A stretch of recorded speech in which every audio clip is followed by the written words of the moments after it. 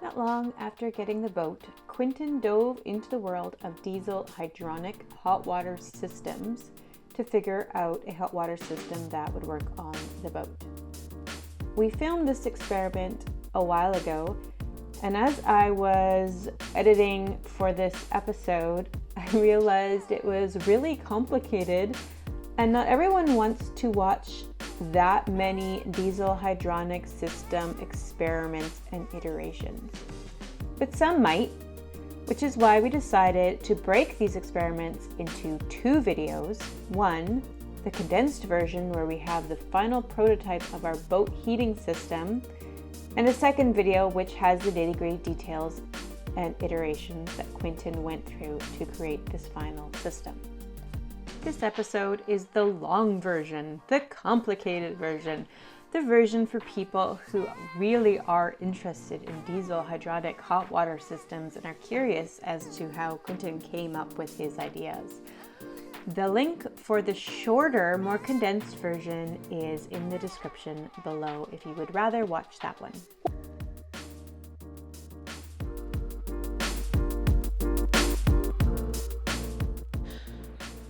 So as you can see, we're not at home. We're taking a break from boat building and we're out on an adventure. We got our bikes in the boat. I wonder where we went. We will take a break from boat videos and we're going to have a video for you guys that is about our little adventure that we are on right now. I hope you guys enjoy it.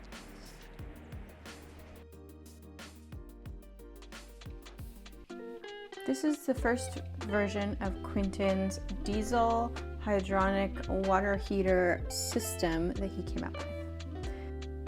So this version features a hot water tank here and the diesel heater, and we have our drinking water, and then we will have our hot water output. So here we have our tank of water that we will use for drinking and bathing and all the things. What happens is the diesel heater is heating up its own system of coolant, and it will flow through these pipes that are inside of the hot water tank. And as it's moving through, it's going to be heating up the water in the tank. And then as it cools, it goes back into the diesel heater. So we've got cold water coming out of our potable tank into the hot water tank. It gets heated by the diesel heater loop and then moves into a hot water tank that is connected to the shower. And that is the design for the first version that Quinton tried out. I hear something, sounds like a Star Destroyer in here. Tell me about what you got here, Quinton. What is this? Frankenstein's monster of a situation. So what I've done is hook up our diesel heater. It's heating hot water, pushing it into our little hot water tank. So it has a loop between the diesel heater and the hot water tank. So we're just heating that loop, and then I have a garden hose running into the bottom and running out a garden hose. Which represents our water? Yeah, this represents our hot water to the sink. Our potable water? Yeah. So, and this loop here would be engine coolant, running back to the engine, so that when the engine is running, you can do this whole heating of the hot water tank from the engine running. But right now this is run by the diesel heater. Yeah, it's running by the diesel heater currently. So I've been very impressed by this little heater. It just runs nice. Seems to modulate its on-off quite nicely. You can just set its max temperature. I can set it 70 degrees Celsius, and it'll cycle on and off between 60 and 70.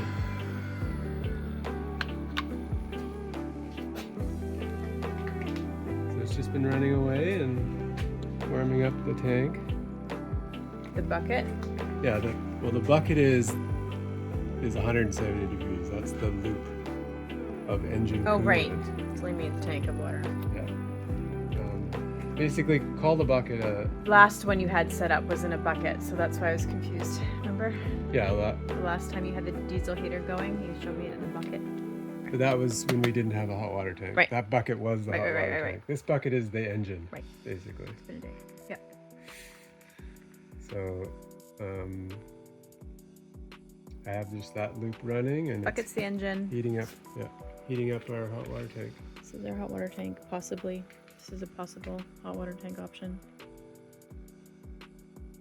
And then outside, you can turn on this hose and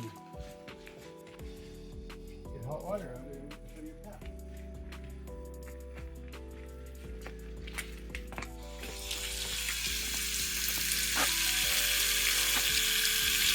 It's a little bit. Oh, there it is.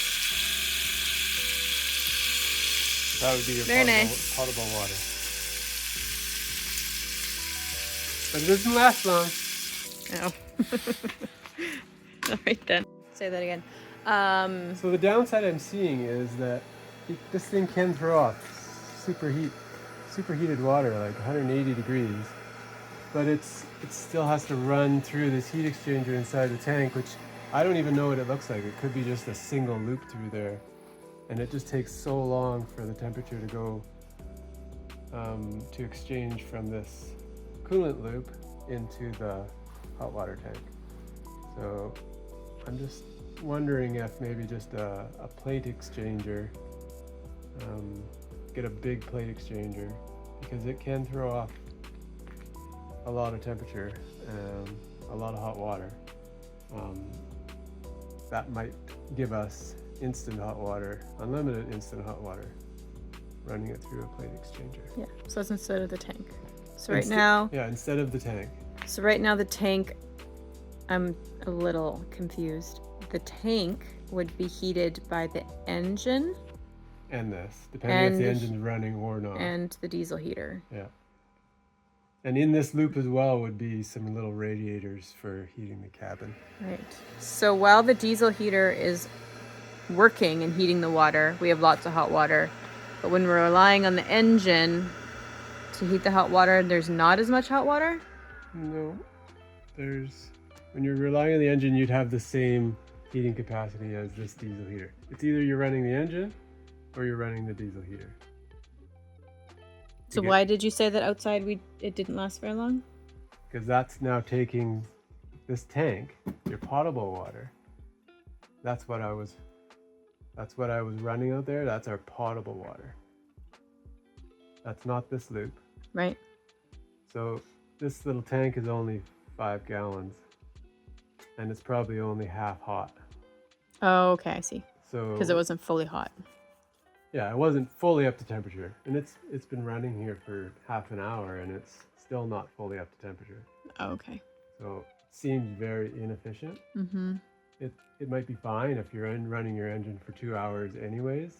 You get the heat out of it, but it seems quite inefficient. This little loop that runs through the hot water tank just seems too minimal. It's not enough coil in there to pull off the heat. Because the water coming back,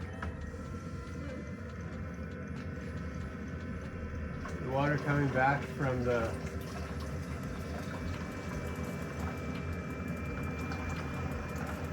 disturbed its slumber. This is the water after running through the hot water tank, coming back. It's still coming back at like 140 degrees, coming back after running through here. It's like it's not taking a lot of heat out of it. The hot water tank is not pulling that much heat out of that water that's getting put into I it. see, yeah. It's not efficient at extracting heat from that water. That water is very hot, but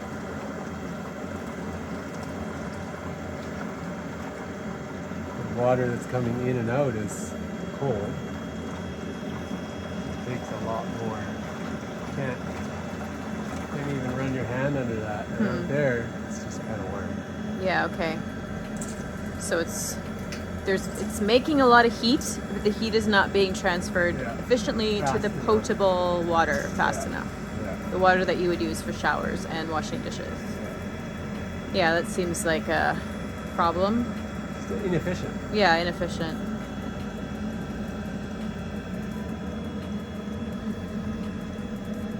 Okie dokie.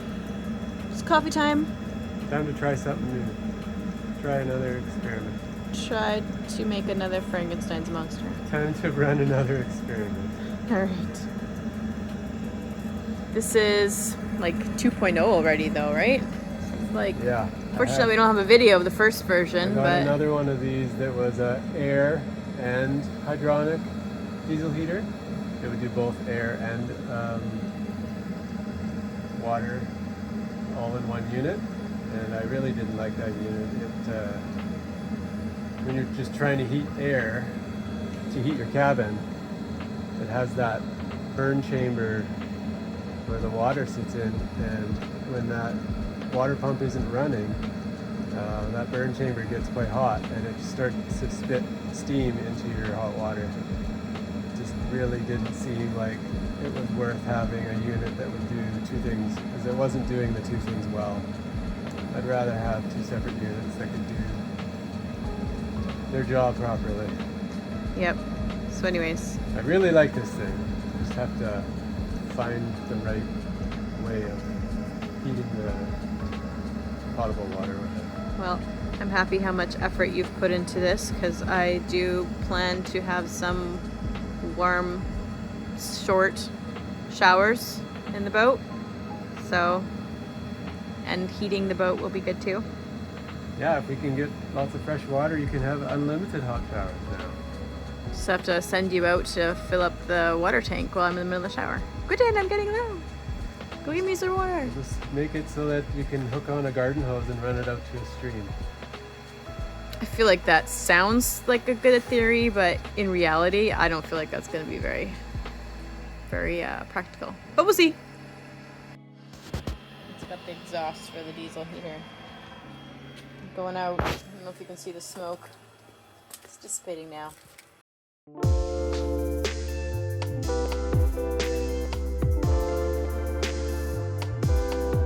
All right, well, this is a experiment that I've been running in my mind, and I thought it would be something that would work, and did some digging on specs and realized that there's just so many variables, and I wanted to just physically run the experiment to see how it would work. So rather than using this water tank, I want to run the diesel heater through a big plate exchanger and see if it can handle making water that's I don't know, 90 degrees would be good. Just enough to kind of shower with, 95. And we don't need it any hotter than that. If it can do like instant inline heating, then it's not a lot of flow either. So if it can just run slow enough that we restrict the flow so that it's just one tap or whatever, it's just the kitchen sink and or a shower at a time. So it's not a lot of water. It might be able to keep up with that, and I won't know until I try it. So I'm going to run the experiment. I first tried it with this hot water tank, which has an indirect loop in it, and it just takes so long for it to transmit that heat into the hot water that's in the tank.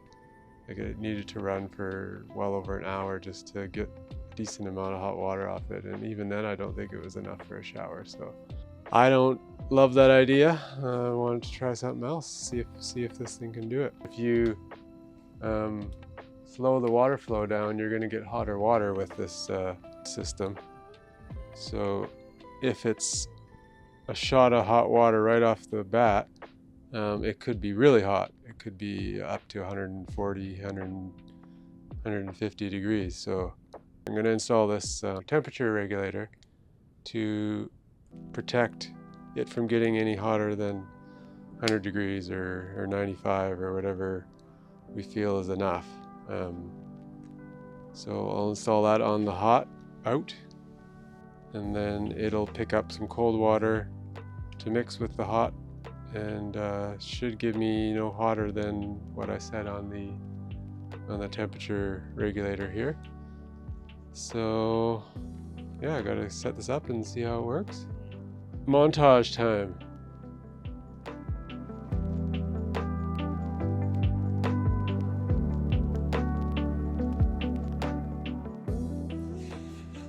Sometimes you use the fittings you have, not the ones you want. Plugged a T to make a 90.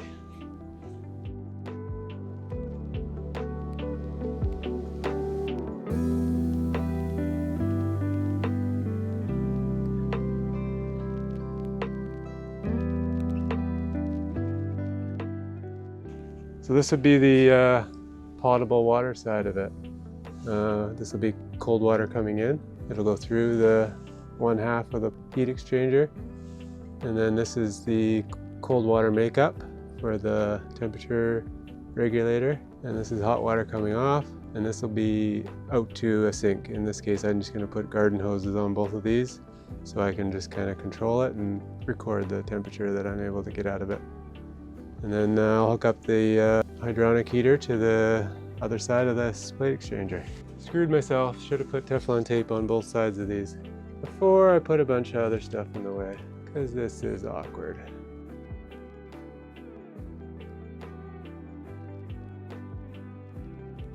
Alright, this is the setup. It'll be hot water in from the diesel hydronic heater in the bottom, and then this will be the loop going back to the heater, and then this will be cold water in from the tank, or in my case the garden hose, and then this will be out to see what kind of temperature I get out of it. Should be able to adjust our temperature here. This is the plate exchanger I'm using. It's an 80 plate. That's it.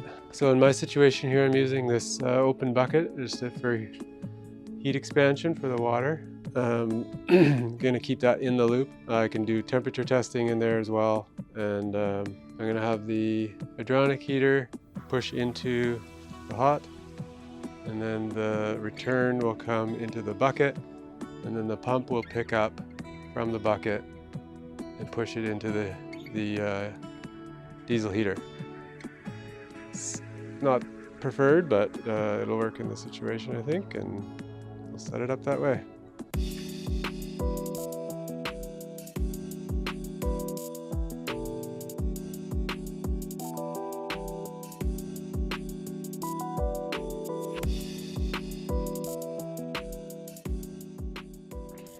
All right, we have a little leak, probably from the hardest place to fix. Unfortunately, it's from this 1.5" fitting here. I'm not going to worry about it. So I have the potable water side of it pressurized. Garden hose in, garden hose out. All the air is bled out of there and it's under pressure. So I'm going to fire up the diesel heater now.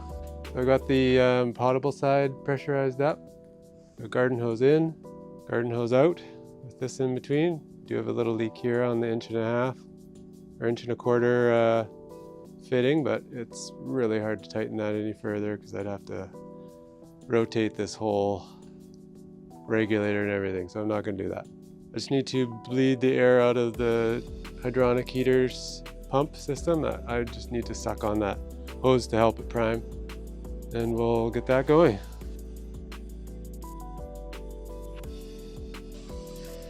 So it's just primed itself up pretty easily. So that's the diesel heater circuit between the heater back to the bucket, through the plate exchanger, back into here. So that's primed up nice. See the diesel heater is just firing up.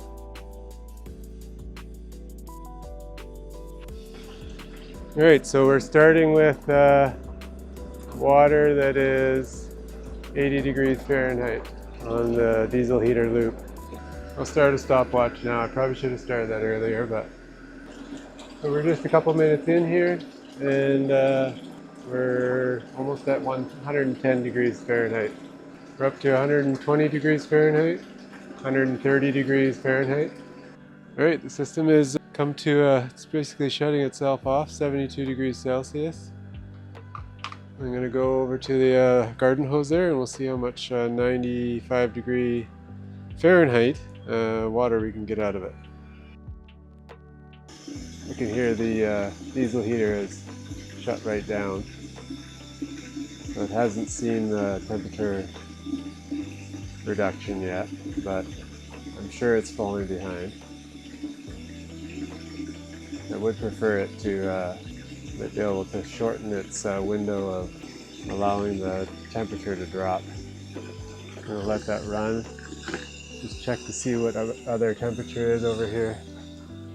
It's seeing 51 degrees Celsius over here, so it's definitely dropping quick. So I just hear it coming on now. Out here we are 90 degrees Fahrenheit. So we've already lost enough temperature to drop below our 95. That was 20 liters of hot water that we've gotten from that setup. And I can hear it's ramping up, trying to heat up the glycol loop. What would be the glycol loop in its final setup. So that's how that works. I think bigger the glycol reservoir of glycol coolant, the better. Obviously that's going to give you, if you can heat that up to 180 degrees, 170, 180 degrees, you're going to get a lot more of hot water off of that. That was an interesting experiment. I think I might try another variation of that. See how that would work. Just an update, I just drained the plate exchanger, so that would be half of it. And I got this bucket full, which I'm going to guess is about 2 or 3 liters. I'll measure that bucket and report that, but it is adding quite a bit to this loop, size of that loop. I didn't think there would be that much water in it, but there is. All right, we're doing our next experiment here. We're doing back to plate exchanger and 20 liters of capacity. That'll end up being like a hot water storage tank just for glycol, just to keep the heat stored up. And then 5 kilowatt hydronic heater. This is a 80 plate heat exchanger. And we're gonna warm it up now. We're starting at 20 degrees Celsius. From what the last experiment showed me, it's basically 3 degrees per minute on 20 liters to bring this setup up to temperature. We'll let that run, bring it up to roughly 60, we'll bring it up to 70, and then see how much 95 degree water we can pull off of that.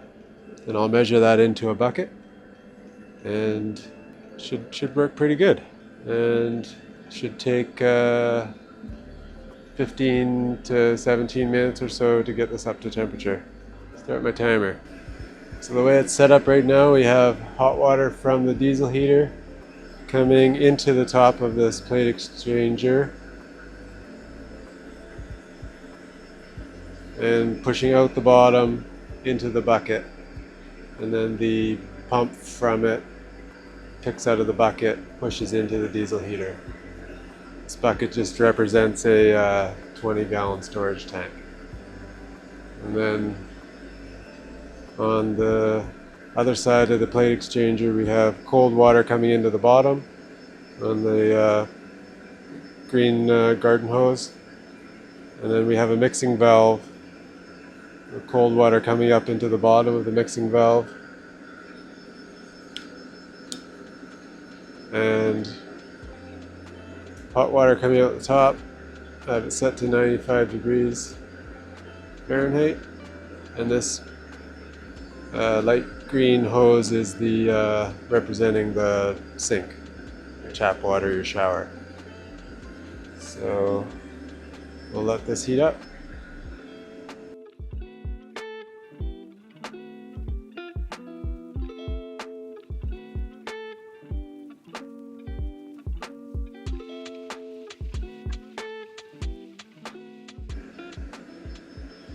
Right, it's just about to hit 60 degrees, which in the past I've noticed it start ramping down once it hits 60.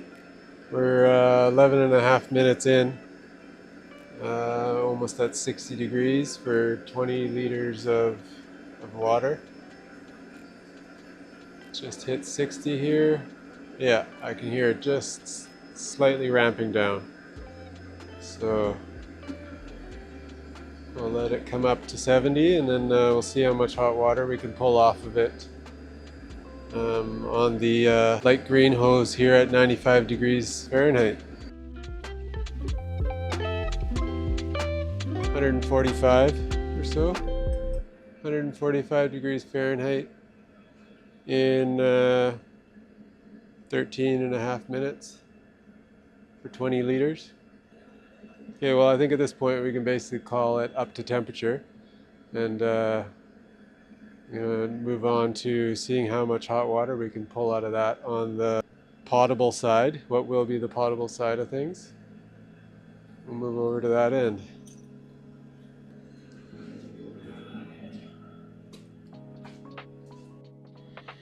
All right, we're over here at the end of at the sink.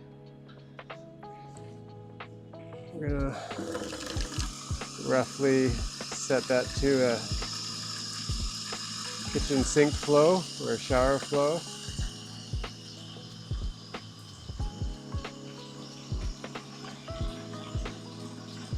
We got that mixing valve set at 95 degrees Fahrenheit, and we're basically hitting exactly 95 degrees here.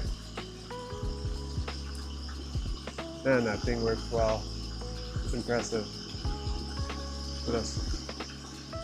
What an amazing invention. Simple and works perfect.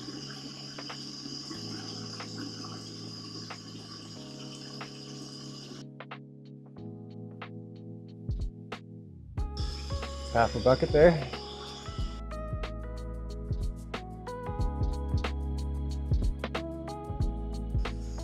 And our loop over there has dropped about 10 degrees Fahrenheit. I can hear it ramping up now. I'm gonna dump this out.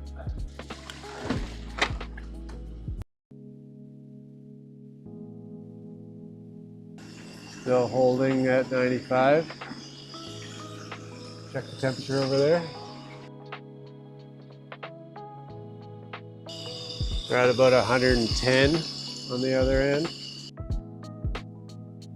Still got our 95 here.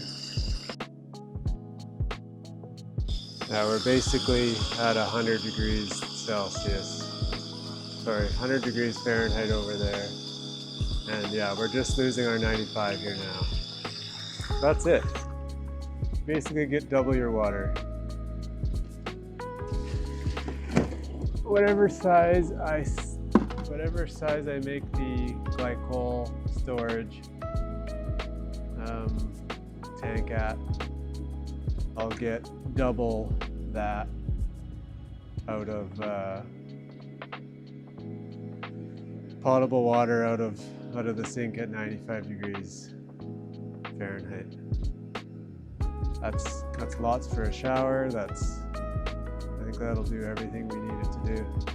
Just need to find a 20-liter insulated tank. I think once everything's insulated, it might even bring the efficiency back up again, a little higher, but it's a good start.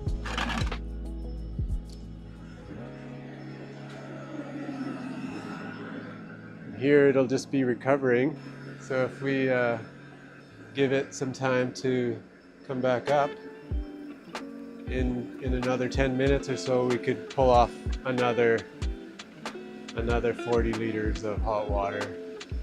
Yeah, we have no need to be able to pull off more than 20 at a time, so I feel like this could really work quite well for us. It's coming up in temperature already. It says 37 degrees Celsius on this end. Basically 95 degrees Fahrenheit. I'm impressed. This, I like it. Pretty simple. This plate exchanger should be pretty bulletproof. Temperature mixing valve and the diesel heater. I like it.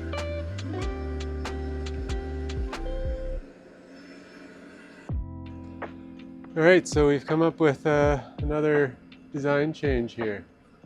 Because of how well the larger plate exchanger was working, I wanted to try to reduce the size of that, save money on the project, see if we can get away with a 30 plate. So now it's set up with a 30 plate, same setup.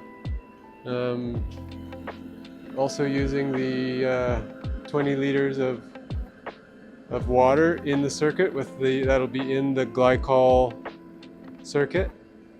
That'll give it some reserve because it does have to heat a few loops through the diesel heater to be able to get it up to temperature.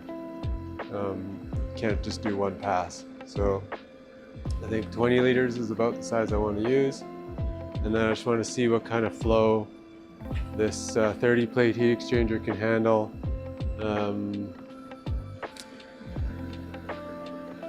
as compared to the 100 or the 80 plate that I was using. So we'll see. It's just firing up here.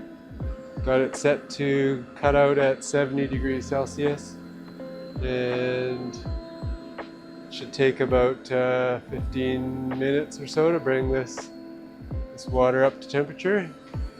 It's currently at 19 degrees Celsius. Just maybe been running for a minute. I got the mixing valve still in the loop here. We're going to set that at 95. I might just go slightly higher than that. But I am also curious what this can handle at a high flow, even a much higher than I would ever use, just to compare it to that 80 plate, which could handle any kind of flow that I could throw at it. Full garden hose would come up to 90 or up to 100 degrees Celsius. Sorry, 100 degrees Fahrenheit. So it was working so well. So see what the reduced size will do. See if it can still handle most of that. I only really need, and it was able to bring up the garden hose temperature to basically the temperature of the water in the bucket. So one pass through the heat exchanger at really fast rates of flow, it could do it really well. So let's see what this can do. Just let it run here and come up the temperature.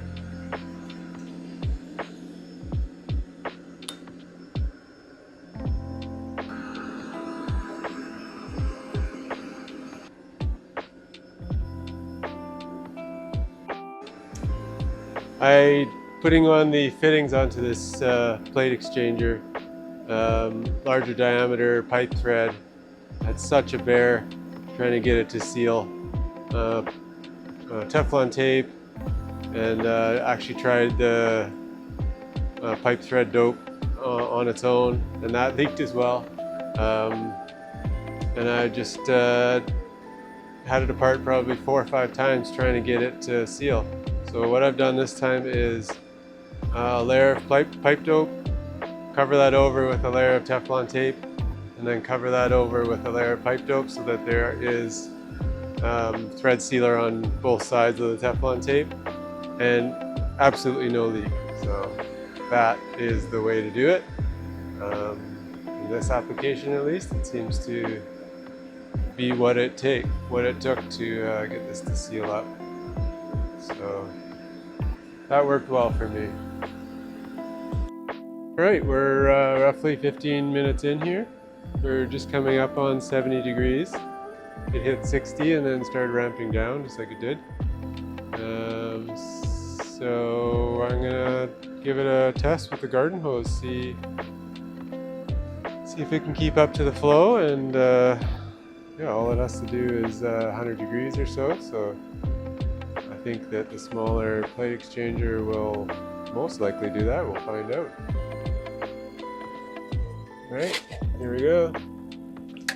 See what it can do.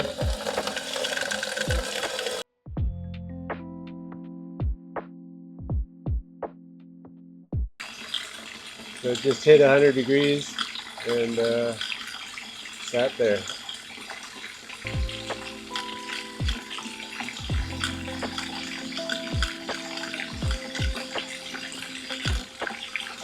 Does seem to give me slightly over what the mixing valve is set to,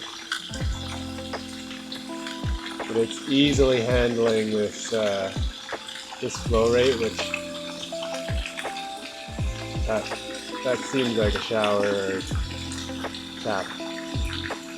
I can measure this. Easily handling this. So I'm curious as to if it can handle a really high flow rate, because the other one I couldn't overcome it. So I'm just going to speed this up and see if it cools off. Holding at 100 degrees. Not cooling off at all. Wow. That other 80 plate exchanger was so overkill for this. If this can do exactly everything it can do. That's pretty impressive. I can hear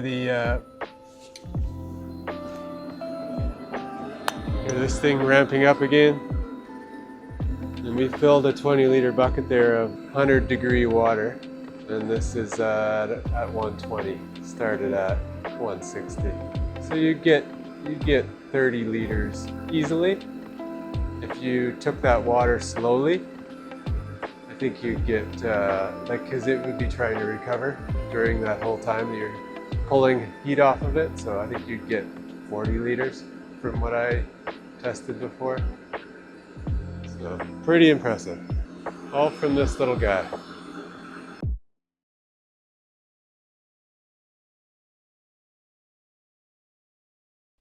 Here we have a diagram that I drew of the diesel hydronic hot water system that Quinton has created. I think it's a bit complicated, which is why I drew a diagram. So here we go. So we've got the loop of coolant that runs in from the reservoir to the diesel heater and back into the reservoir. We have the loop of water, drinking water and shower water, that gets heated from the diesel heater reservoir system by means of a 30-plate plate exchanger, which you can see there. So we've got the diesel heater, we've got drinking water, we've got our plate exchanger, and we've got our shower / drinking water. What will happen is that cold water from our drinking water will move through these pipes with the help of a pump into the plate exchanger and also towards the mixing valve, which you will see here. Then the cooled water from the reservoir will come up through this pipe with the help of a pump into the diesel heater, where it will get heated. And that hot water will travel into the plate exchanger. And then that water from the drinking water will mix together, and the drinking water will go into this mixing valve, where it will be mixed with some cold water to create just the right temperature. The slightly cooled coolant will now travel back into the reservoir, where the cycle will begin again, and we will get the perfect temperature water coming out of our shower. So I hope this gives you a little bit of understanding of the process that Quinton is creating in our garage to test this system. So here we go. Quinton's got an experiment for me to see involving how we're going to get hot water on the boat, because who doesn't like hot water in a boat when you want to take a little shower or wash dishes? So, Quinton, show me this experiment. What have we got? So we have a diesel heater, diesel heating water. And we have a hot line running into a plate exchanger, a plate heat exchanger. So there's a loop running in and out of half of it, and then a loop of fresh water running in and out of the other half. And I have it running through a mixing valve. So it's set at just over 95 degrees. And then if the water that's coming out of the plate exchanger goes any higher than 95 degrees, it'll mix in cold water and keep the water that's coming out of it at 95 degrees. So why is it wrapped in rags? Just so that it can get a better sense of the temperature of the water that's going to come into it. I will eventually have this whole thing in a insulated box. Oh, I see. Made out of rigid foam probably, so then it'll even have a better idea of the water that's coming for it, so it can adjust, react quicker. See, it is still leaking a little bit. That's just the garden hose. Oh, just the garden hose leaking. I had many redos of these threads, assembled the whole thing probably 4 times, and had to disassemble it all to get it a little tighter. And then I ended up redoing it with Teflon tape twice, and then I ended up doing it with this thread sealer once, and then that still didn't do it, so then I ended up doing it with thread sealer, Teflon tape, and then more thread sealer, and that fixed it right away. That's cold water coming in, and this is your tap water coming out. All right. So we have the Water coming in, hot water coming out. so what it's currently doing is also has a reservoir of hot water in the loop as well. So hot water will come in, hot water will come out, go into a reservoir, and then it gets pumped back into the heater. Reheats it again, goes in, comes into here, gets pumped back in, so it has that circuit that it just keeps heating the water up. I have it currently set to turn off at 70 degrees Celsius. Okay. And currently the water is sitting at 65. We had this already up to temperature. This is the second experiment of the day. Apparently, for the second viewing, it was already demonstrated. After One time already. after we know it's working, then we call in Andrea. All right. So it's just going to come up. It's at full throttle now, and it's going to come up another 5 degrees Celsius. Circulating in there. So we can adjust this regulator on here to get whatever temperature water we want out of it. We're going to set that somewhere around here, just above 95. It makes it so that we can get out about 100-degree water. It seems to overshoot a little bit, so that seems to be a good setting. Yeah, we were worried it would pump out water that was so hot that you would turn on the hot water and your hands would get burned. Yeah, because this thing is sitting at up to 160, 180 degrees, and then if you all of a sudden just call for some water out of it, I was concerned that it would get superheated water coming out your tap. So this thing does seem to do a really nice job of regulating that. Well, once it gets up to full temperature, then we're going to see how much 100-degree water we can get out of it. Right. So if we were, for instance, wanting to have a shower, how long can we have a shower with 100-degree water based on A 20-liter reservoir of water. It's at about 160 degrees And Fahrenheit, then moving into the heat 70 exchanger degrees Celsius. and then coming out. So it's actually already ramping down. It's at 65 degrees. It doesn't want to overshoot above 70, so it starts to slow down when it hits 65. Now that's current temperature at 57. I'll just point out this one is on Celsius. Yeah. And this one Yeah. is on Fahrenheit because we're Canadian and that's how we do things. Sometimes our temperatures are in Celsius and sometimes they're in Fahrenheit. Fun times. Just like sometimes things are in centimeters and sometimes things are in inches. We get to do both. We go both ways here in Canada. This is like version 3 or 4. 3.0, 4.0, First, 4.1. first I had a little some steam coming out of the bucket now. Maybe you can't see it on camera, but there is steam coming out If you want to know what of the reservoir. this is a Fahrenheit thermometer. So this controller also has a feature where you can tell it to shut down. It'll automatically set it to 2 hours when you turn it on. And you can set that to half an hour if you want it to automatically turn itself off. So if you wanted to have a shower or do dishes, you could turn on this controller, set it for 30 minutes, and it'll give you your hot water and shut itself off.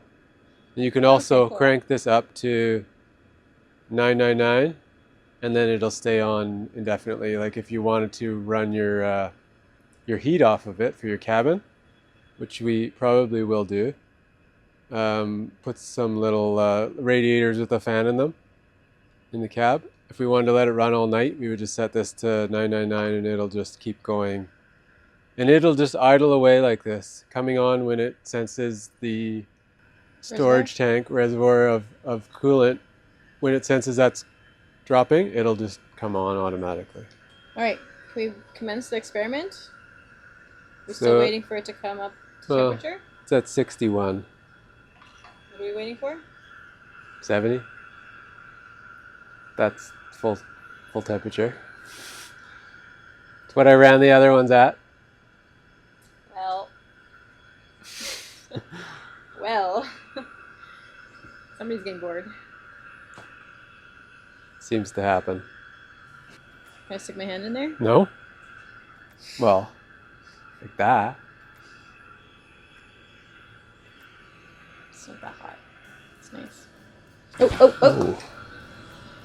Every time you turn it on, you have to tell it when you want it to shut off for temperature. Yeah. It's kind of unfortunate, but yeah. whatever. It'll come on. Jeez.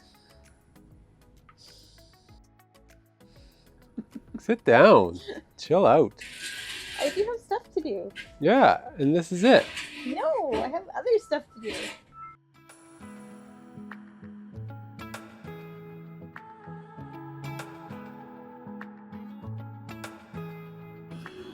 We're at 68 degrees Celsius. Oh, thank goodness, we're getting there. It's gonna start ramping down.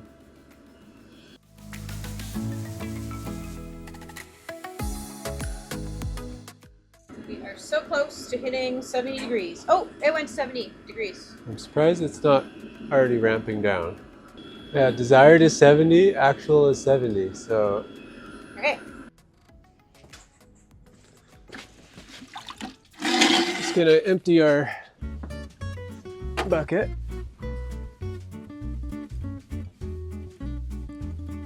So here we are, we're figuring out how much we can get before the temperature starts dropping. So right now it's extracting heat off of that bucket over there. It's heating this water from the hot water that's in that bucket. It's actually at 110 almost right now.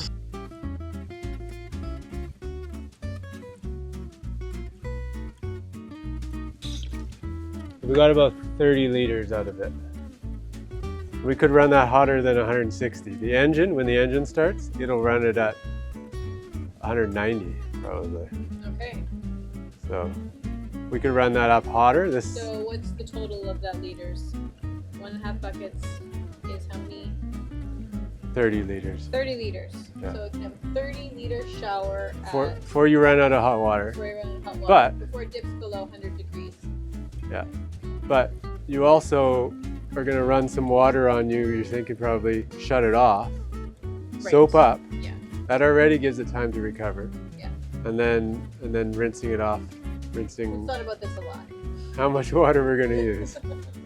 So the slower you use that water, the more it can recover, the more you're going to be able to get at one time. And this water will be down to 95, I'm imagining now. Yeah, it's sitting at 95 basically. So we've just taken all that heat out of this water. Went from 160 down to 95. Pretty impressive. Yep, it's pretty cool. I appreciate the effort put into warm water. Well, I enjoy the process. Good.